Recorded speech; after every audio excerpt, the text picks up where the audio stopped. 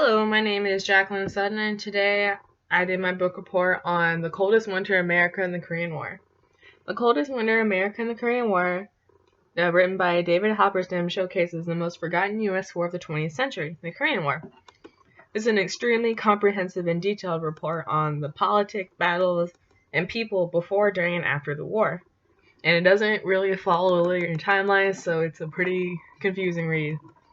Rather, Halberstam goes by topics, such as a rather generous one dedicated to General Douglas MacArthur, the life conditions of soldiers, the life stories of both leaders of Korea, and detailed reports of specific battles and a couple of commanders who had fallen out of collective memory. General Douglas MacArthur was the commander-in-chief in the Far East during the beginning of the Korean War. He had served in World War II and played an integral role in reforming Japan. The author, Halberstam, though pretty objective for the majority of the book, made it very obviously clear that he did not care for MacArthur at all, much like many of the people he knew and his subordinates did when he was still alive. MacArthur was a bit of a mama's boy, and the book dedicates an entire chapter to his mother, Pinky MacArthur. She placed all of her failed life ambition onto her child and raised him to be very self-absorbed and self-isolated. For his father, Colonel Enoch Crowder said that Arthur MacArthur was, quote, the most flamboyantly egotistical man I'd ever seen until I met his son.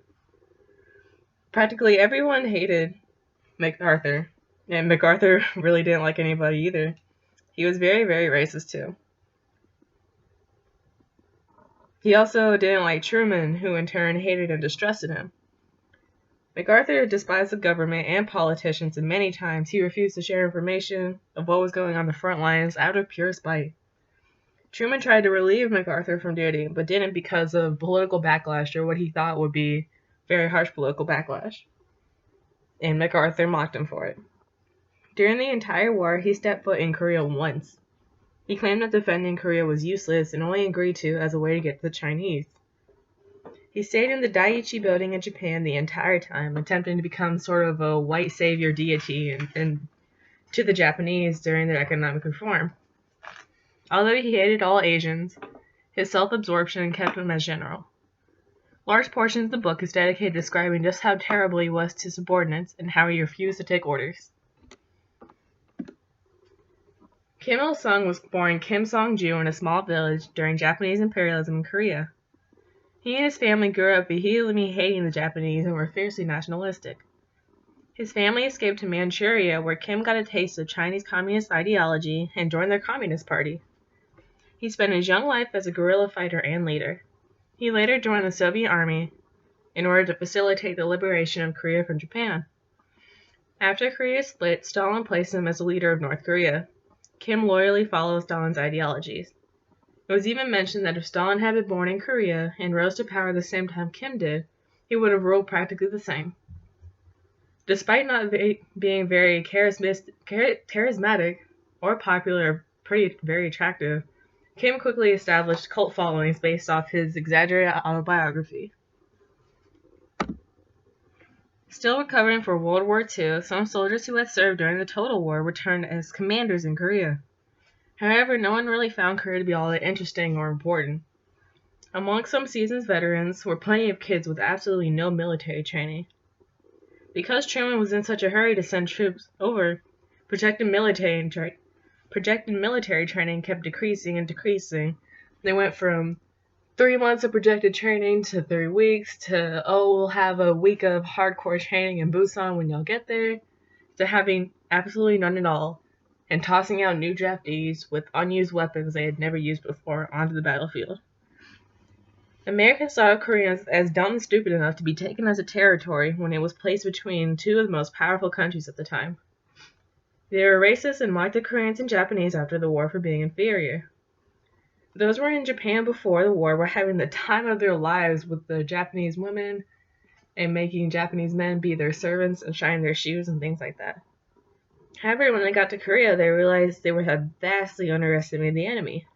The North Koreans were skilled at guerrilla warfare and attacked at night, something the Americans were not prepared for. They were not aggressive, they could not counterattack or camouflage, and they were terrible at communication. In addition, for the first half of the war, reporters reported negatively about the Army's shortcoming, which heavily affected morale. They had no food, old gear, and broken weapons, if any. A large chunk of America's shortcoming in the Korean War was due to good old American arrogance. The Inman gun was the North Korean army. They, on the other hand, were well trained and well equipped with newly manufactured weapons from Russia, specifically for use against the ROK in the US. In numbers alone, they doubled the amount of the ROK, many of whom had served in the Chinese Civil War. A quote from the book says, and I quote, "The Inman gun was exceptionally accurate reflection of the authoritarian society just then taking root in the North. A controlled, disciplined, extremely hierarchical, highly indoctrinated army, fighting for a highly controlled, disciplined, hierarchical government. Most of the soldiers were poor and experienced firsthand the brunt of Japanese tyranny and the upper-class Koreans who had sided with the enemy. After seeing the effects of guerrilla warfare in China, and because their leader used to be a guerrilla leader, the North Koreans adopted those tactics. In addition, they knew and understood the lay of the land much better than the U.S. armies, who had grown accustomed to the flat land of Europe."